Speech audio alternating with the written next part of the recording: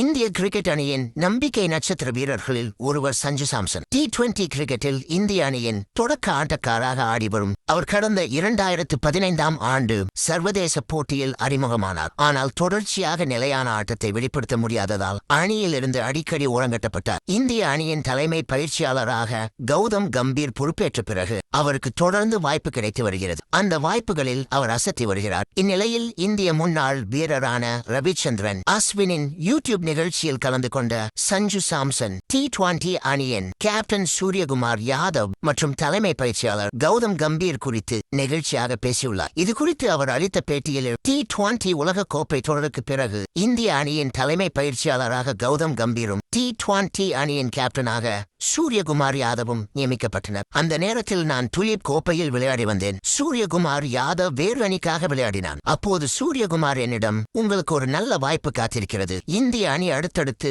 7 ஆட்டங்கள் விளையாட உள்ளது. அனைத்து ஆட்டத்திலும் உங்களுக்கு தொடக்க ஆட்டக்காரராக வாய்ப்பு வழங்கப் போகிறேன் என்று கூறினார். அது எனக்கு உற்சாகம் தந்தது. இருப்பினும் இலங்கை அணிக்கு எதிரான T20 தொடரின் 2 ஆட்டங்களில் என்னால் சிறப்பாக செயல்பட முடியவில்லை. 2 போட்டிகளிலும் டக் அவுட் ஆனேன். அந்த சமயத்தில் ஓய்வறையில் நான் சோகமாக இருந்தேன். இதை பார்த்த கௌதம் கம்பீர், என்னாச்சு என்று கேட்டார். நீண்ட நாட்களுக்கு பிறகு கிடைத்த வாய்ப்பை சரியாக பயன்படுத்தவில்லையே என ஏமாற்றத்தை வெளிப்படுத்தினேன். அதற்கு கம்பீர், அதனால் என்ன, நீங்கள் 21 முறை டக் அவுட் ஆனால் மட்டுமே அணியிலிருந்து நீக்குவேன் என்று சொன்னார். பயிற்சியாளர் மற்றும் கேப்டன் இது போன்று சொல்லும் போது இயல்பாகவே நமது நம்பிக்கை அதிகரிக்கும். அதுவே நான் தற்போது சிறப்பாக செயல்பட உதவியது என்று சஞ்சு சாம்சன் பேசியுள்ளார்.